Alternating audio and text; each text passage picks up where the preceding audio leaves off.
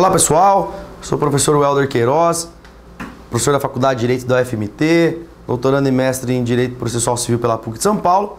Estou aqui, na verdade, gravando esse quinto bloco que pode ou não ter ligação com os 4 blocos anteriores que foram a respeito das normas fundamentais do processo civil. Por que pode ou não ter relação? Porque ao mesmo tempo que o tema ele é desvencilhado das normas fundamentais, ele não está entre o artigo 1 e 12, ele é um tema extremamente importante por ter vínculo com o artigo 4º, que é tratar, no primeiro momento, das condições da ação do novo código e, num segundo momento, sobre o princípio da primazia do julgamento de mérito, que é uma das regras, um dos princípios fundamentais, em nosso modo de ver, do novo Código de Processo Civil.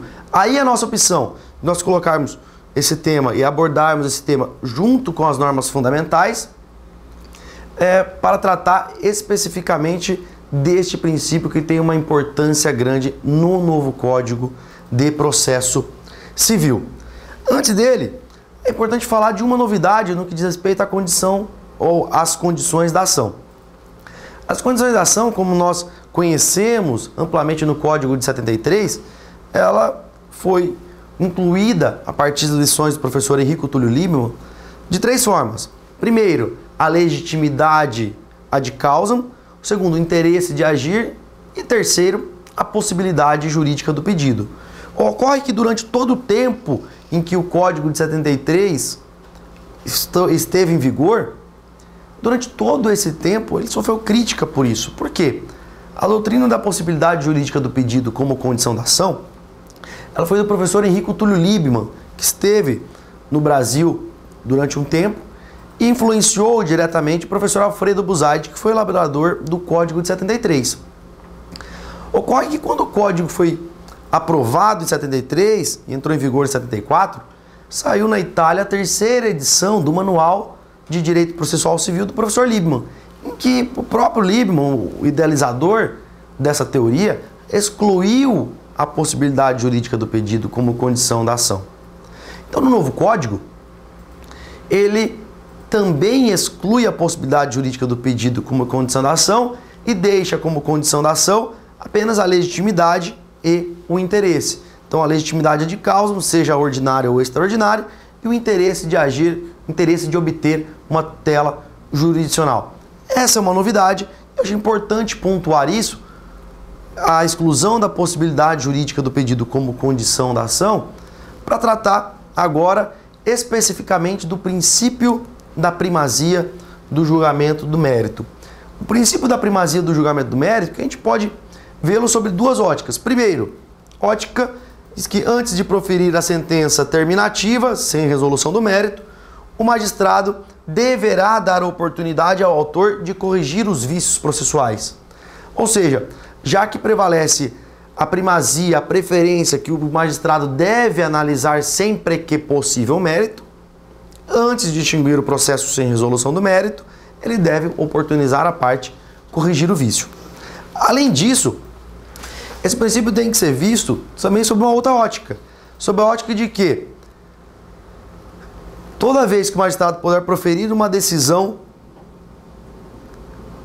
terminativa, uma decisão que analisa, que resolve o processo sem analisar o mérito da demanda, mas ele puder proferir e analisar o mérito em favor daquele que será beneficiário da decisão terminativa, a preferência é que ele julgue o mérito.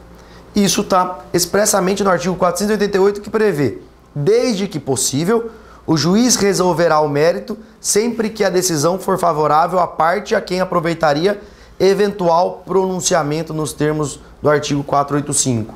485, que trata das hipóteses de prolação de decisão terminativa sem análise do mérito.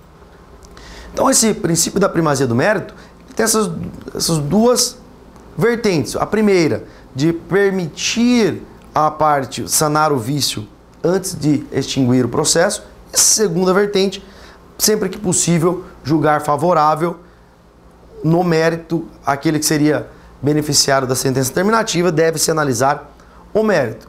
Por exemplo, o processo tramitou e o autor propôs uma ação de cobrança para cobrar eventual crédito do devedor. O devedor vem, não, mas eu não sou o devedor, e alega sua ilegitimidade passiva.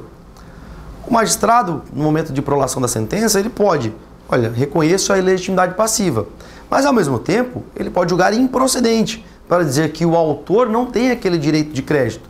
A vantagem disso é que traz mais segurança jurídica.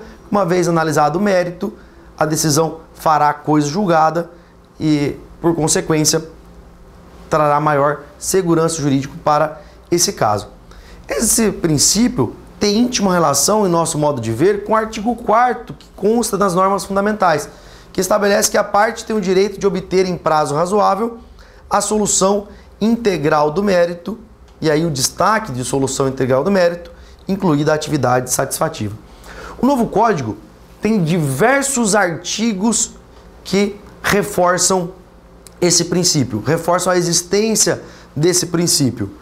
Entre outros, além do 488, o artigo 139, que trata dos poderes e deveres do magistrado, diz que o juiz dirigirá o processo conforme disposições desse Código, incumbindo-lhe, e consta no inciso 9, determinar o suprimento de pressupostos processuais e saneamento de outros vícios processuais.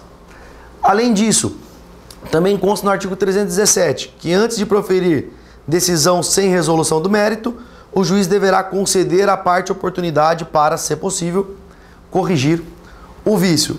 E mais um dispositivo do processo de conhecimento, da fase de conhecimento, em que o Código estabelece que, verificando a existência de irregularidades ou de vícios sanáveis, o juiz determinará a sua correção num prazo nunca superior a 30 dias. Esses dispositivos demonstram a existência do princípio da primazia do julgamento do mérito na fase de conhecimento de forma amplamente. Ocorre que há diversos dispositivos quando o novo Código trata da parte recursal, em que enfatizam a existência desse princípio, inclusive na esfera recursal, para possibilitar superar vícios, para possibilitar superar a inexistência de eventual requisito de admissibilidade. Enfim, tema que nós não abordaremos, porque será abordado pelo professor Pedro Miranda de Oliveira, na aula em que ele tratará especificamente da parte de teoria geral dos recursos. O princípio da primazia do julgamento do mérito recursal é um princípio de extrema importância do novo Código, que pode se extrair de diversos dispositivos que buscam derrubar jurisprudências defensivas criadas principalmente pelos tribunais superiores para inadmissibilidade de recurso. Tema, então, que eu remeto para a aula específica dos recursos em geral. Tudo bem? Meus amigos, encerro aqui então esse nosso quinto bloco, que compõe as normas fundamentais mais o princípio do julgamento de mérito.